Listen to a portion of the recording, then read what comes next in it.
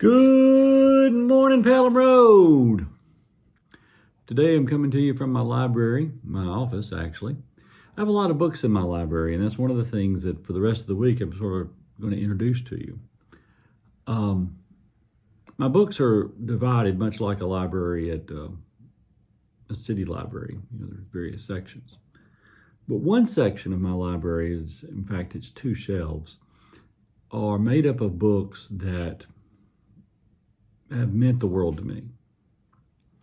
Many of these other books are fine books, they're reference books, they're things I go to from time to time, but these other books are books that I find a great deal of nourishment in. You might say that they're like the staples of my material physical library. And so I'm going to read to you some stories from some of these books. I'll introduce the book and tell you a little bit about the book too.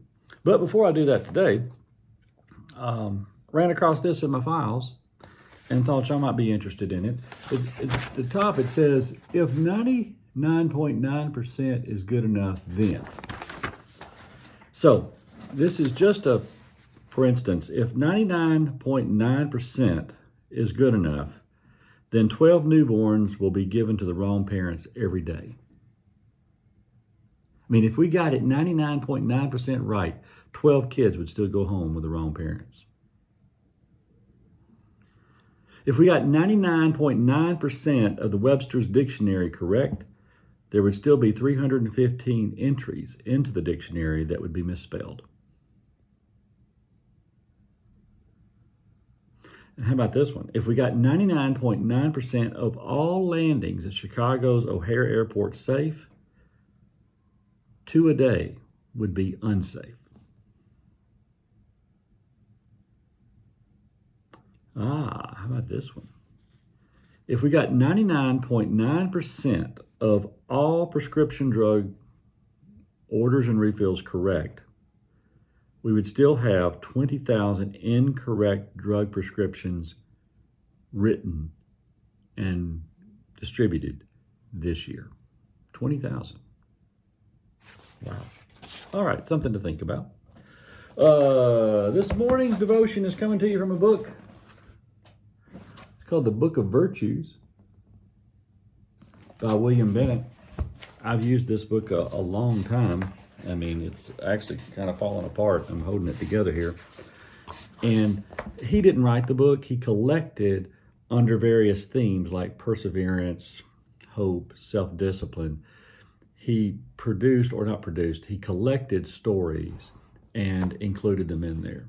Okay, so some of them are historical stories, some of them are short fables, others are classic children's stories. This one that I'm reading to you is from, it's accredited to Aesop, as an Aesop fable. So it's called The Flies and the Honey Pot. A jar of honey chanced to spill its contents on the windowsill. In many a viscous pool and rill, the flies, attracted by the sweet, began so greedily to eat. They smeared their fragile wings and feet. With many a twitch and pull in vain, they gasped to get away again and died in aromatic pain. The moral of the story, of course, is that it is foolish to destroy yourself for something that is transitional joy.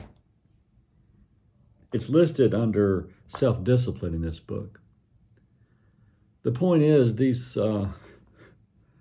flies get into this honey for just a moment of pleasure, and it becomes a destructive act.